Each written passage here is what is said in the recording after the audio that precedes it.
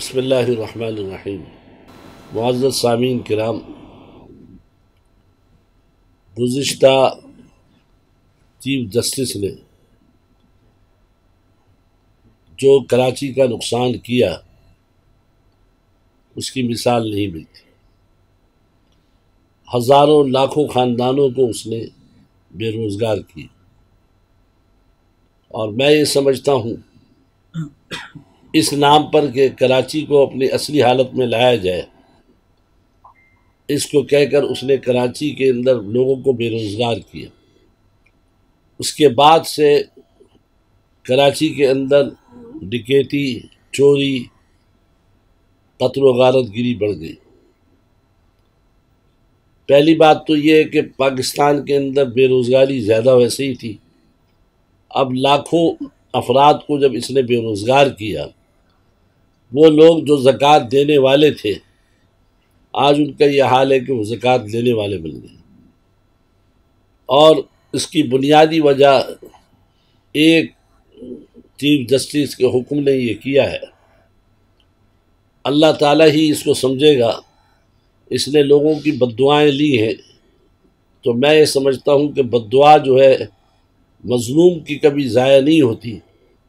حضور صلی اللہ علیہ وسلم نے فرمایا اتقی دعوت المظلوم، مظلوم کی بد دعا سے بچو۔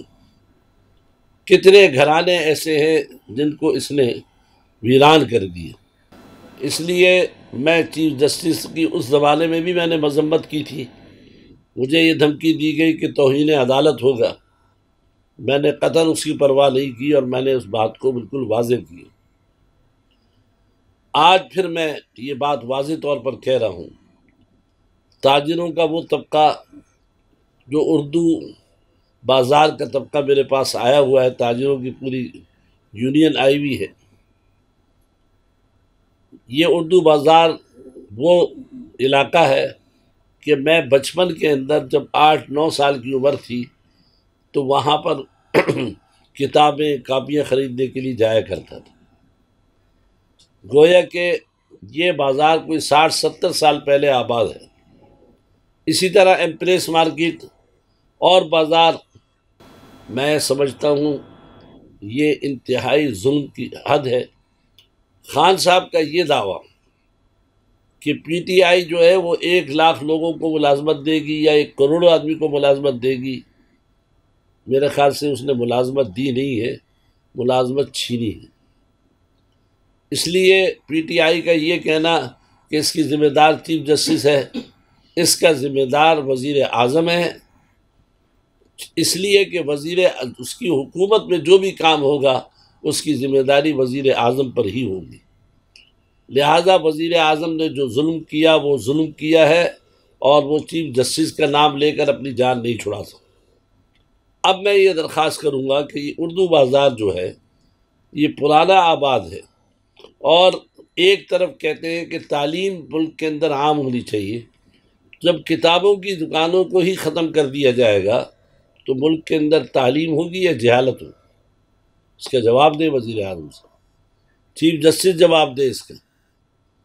اس لیے ہم یہ سمجھتے ہیں کہ ابھی بھی ہوش کے ناخن لیں، مزید دکانوں کو نہ توڑیں، اور جو دکانیں توڑ دی گئی ہیں ابھی تک ان کو متبادل کوئی جگہ نہیں دی گئی۔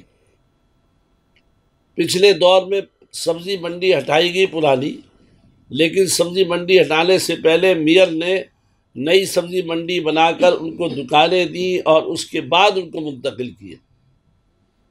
اس لیے اگر حکومت نے یہ کام کیا تو مان لیا کہ تمہارے پاس قوت ہے، پولیس کی ہے، فوج کی ہے، رینجرز کی ہے۔ یہ بات یاد رکھیں، یہ طاقت جو ہے آج تم استعمال کر رہے ہو عوام کے خلاف، ایک وقت آئے گا کہ یہ عوام تمہارے خلاف استعمال ہوگی، اور پھر جب لوگ بھوکے ہوتے ہیں تو اس کے بعد پھر لوگ جو ہے اپنے ہر کام کرنے کے لیے تیار ہو جاتے ہیں۔ اس لیے میں سمجھتا ہوں حکومت وقت کو چاہیے کہ وہ ہوش کے ناخن لے، اور آئندہ جو کچھ ہو چکا ہے اس کا ازالہ بھی کرے، اور جو دکانیں رہ گئی ہیں اس کو اگر توڑا تو ہم سمجھتے ہیں کہ اب جو ہے بات باہر نکل جائے گی اور عوام الناس روڈوں پر آئے گی، اور اس کے بعد جو کچھ بھی ہوگی قتل و غارت گیری یا نقصان، اس کی ذمہ دار عدالت ہوگی، وزیر اعظم ہوگا، پی ٹی آئی کی حکومت ہوگی اور حکومت سندھ اس کی ذمہ دار ہوگی۔ حضور صلی اللہ علیہ وسلم کی حدیث میں نے سنائی کہ سچا تاجر انبیاء کے ساتھ اٹھایا جائے، اس کا درجہ نبیوں کا ہے۔ آج یہ دینی کام، مساجد، مدارس، یہ خیرات، تجارت ہے تو چل رہے ہیں نا۔ جب تجارت ہی نہیں ہوگی تو ان غربا کی مدد کون کرے گا؟ یتیموں کی مدد کون کرے گا؟ اس لیے میں سمجھتا ہوں کہ حکومت کو ہوش کے ناخن لینے چاہیے، اور اگر حکومت نے یہ کیا تو انشاءاللہ یاد رکھیں کہ سب سے پہلے ہم ان کے آگے ہوں گے، اور اس کے بعد تاجر اس کے بعد ہوں گے، اور علماء ممبر و محراب سے بھی، جو پاکستان کی میڈیا سے بڑی طاقت ممبر و محراب ہے، اس کے ذریعے ہم آواز اٹھائیں گے، اور اس کے بعد انشاءاللہ العزیز مکمل طور پر جو ہے ہم ان کے تحفظ کے لیے تیار ہیں۔ وآخر دعوانا الحمدللہ۔ افواہوں سے سچ کا سفر، البشرا نیٹ ورک۔